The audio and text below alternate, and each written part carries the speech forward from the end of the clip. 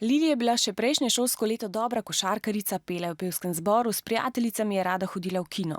V šoli je bila zelo uspešna in priljubljena med vrstniki, doma je z mamo rada pekla piškote in kdaj ne skrivaj pojedla prav vse. Ob začetku šolskega leta pa je začela dobivati žaljiva SMS sporočila, v katerih je med drugim pisalo: Debela in grda si, piflarka, ni čudno, da te nihče ne mara, na živce mi greš, ko te vidim. Na začetku se zanje ni menila, a sporočila so postajala vedno bolj žaljiva in bilo jih je vedno več. A Lili o svojih težavah ni povedala nikomur, hrana je ni več teknila, izgubila je veliko kilogramov. Zvečer je težko zaspala, ponoči pa se je večkrat zbudila. Počasi je opustila vse svoje hobije, ni se želela družiti s prijatelji. Raje se je zaprla v svojo sobo, poslušala glasbo in jokala. Večkrat jo je bolel trebuh ali glava. Lili ima depresijo.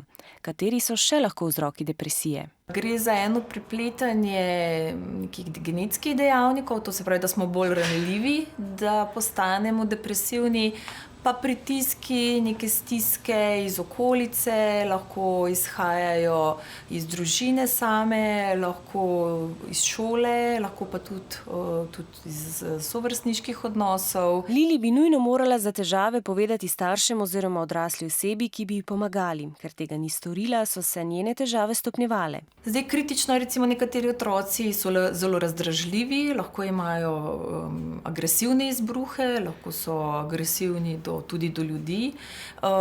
Lahko gre za čisto izolacijo, da nehajo hoditi v šolo. Nekateri so lahko tudi zelo črnogledi, pesimistični, lahko pride tudi do samopoškodbenega vedenja, nekateri postanejo tudi suicidalni. Starši in učitelji so skušali pomagati s pogovorom, a ker ni šlo, so se obrnili na strokovno pomoč.